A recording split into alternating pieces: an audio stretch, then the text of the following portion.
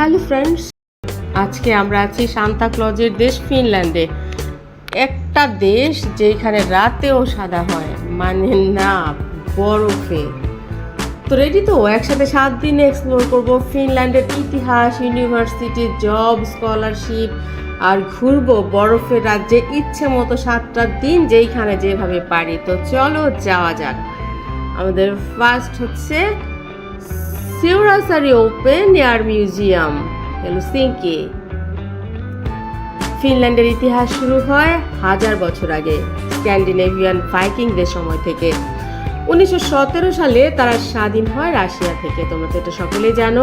এই মিউজিয়ামে দেখতে পাবো তাদের পুরাতন ঘর বাড়ি, ট্র্যাডিশনাল লাইফস্টাইল আর কাঠের গির্জা।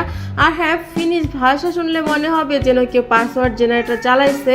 খুবই ইউনিক। ইচ্ছা করলে তোমরা যাইতে পারো। এখানে আছে প্রচুর ক্যাট। এই মিউজিয়াম ঘুরে মনে হইতেছে আমি টাইম মেশিনে উঠছি। তোমরা শুনতে পাইতেছো যে বিড়াল কিভাবে ডাকতেছে। শুধু টাইম মেশিন না, তাপ মেশিনও লাগতো। ঠান্ডায় হাত পুরা বন্ধুরা একদম জমে গেছে।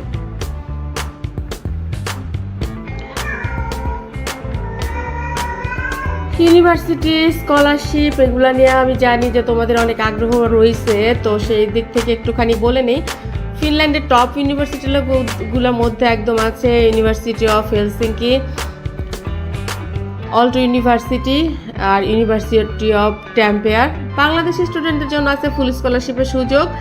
ফিনল্যান্ড গভর্নমেন্ট স্কলারশিপ এছাড়া অনেক প্রোগ্রামে টিউশন ফি একদম ফ্রি আর লিভিং কস্টও স্টুডেন্টদের একদম ডিসকাউন্ট। তো এখানে ক্লাস করতে করতে হঠাৎ নর্দার্ন লাইট দেখলে কি হয় জানো তো? পড়া ছেড়ে দাঁড়ায় যায় মানুষ। স্যার একটু দাঁড়ান, আকাশে আলো জ্বলতেছে। ব্যাপারটা আসলে অনেকটা এরকমই, মানে এত অরা এখানে। আর জব সিস্টেমের কথা কি বলবো, বিজনেস হেলসিঙ্কিতে মনে করো ফিনল্যান্ডে স্টুডেন্ট ভিসা থাকলেও তুমি পার্ট টাইম কাজ করতে পারবা, সপ্তাহে 30 ঘন্টা। তারপর হচ্ছে tech, health care, clean energy সেক্টরে জব আছে অনেক।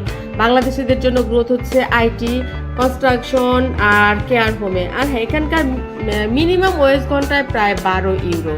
তো ইজিলি তোমরা যারা স্টুডেন্ট আসবা তারা কিন্তু এখানে পড়াশোনা করার পাশাপাশি কাজ করতে পারবা। এত জব দেখে মনে হইতেছে আমি নাদিরা না, HR অফিসার। সিবি দিয়া যান ভাই, ফিনল্যান্ডে জায়গা আছে, এরকম একটা ব্যাপার। তো আসলে ব্যাপারটা অতটাও সোজা না, তবে চেষ্টা করলে সোজা। Location Rovaniemi, Santa Claus village. আজকে আমরা সান্তা ক্লজের জায়গাটা ঘুরবো। আর প্রত্যেকটা ঘরে তোমরা জানো যে সান্তা থাকে। আর এই জায়গায় নিজ হাতে তোমরা চিঠি দিতে পারবা সান্তাকে।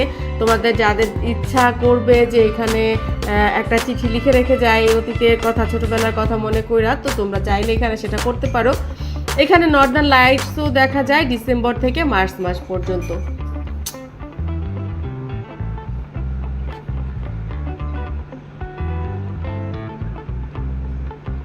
শান্তার বাড়িতে আসছি কিন্তু গিফট দেয় নাই। আমি ভাবছি হয়তো আমার নাম নটি লিস্টে ছিল যার জন্য গিফট দেয় নাই। যাই হোক, আমি কিন্তু তা না, চাইলে শান্তা আমার একটা গিফট দিতেই পারতো।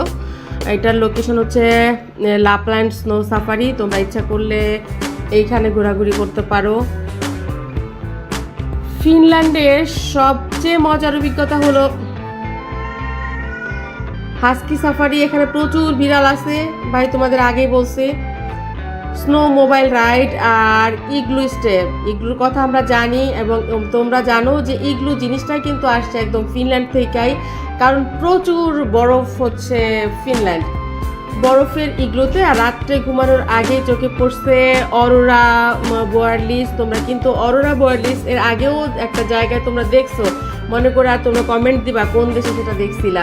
সবচাইতে দারুণ জায়গা লেভি সেরিয়াসকি আর ইনারি। এখানে স্লিপিং ব্যাগে ঢুকছি, মনে হইতেছে আমি বিরিয়ানির মতো উইন্টার প্যাকেট, মানে এত ঠান্ডা ভাই।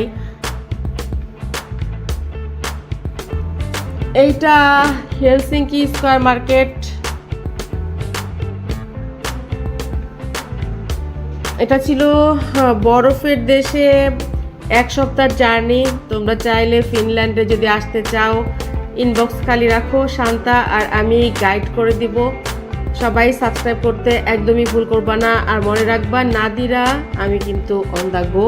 এরপরে আসলে কোথায় যাব আমি নিজেও জানি না, তবে খুব ভালো কোনো কান্ট্রিতে অবশ্যই যাব এবং তোমাদেরকে সেইখানে অবশ্যই ভালো কোনো জিনিস দেখাতে পারবো।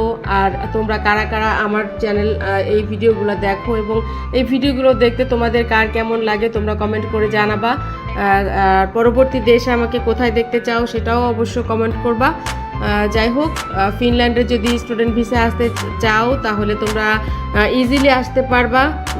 যদি কোনো কোয়ারি থাকে কমেন্ট বক্সে কমেন্ট করো, আমি অবশ্যই তোমাদের সেই কমেন্টগুলোর উত্তর দিতে একদমই কার্পণ্য করি না, তোমরা সেটা জানো। তবে আজকের মতো রাখতেছি, টাটা, বাই।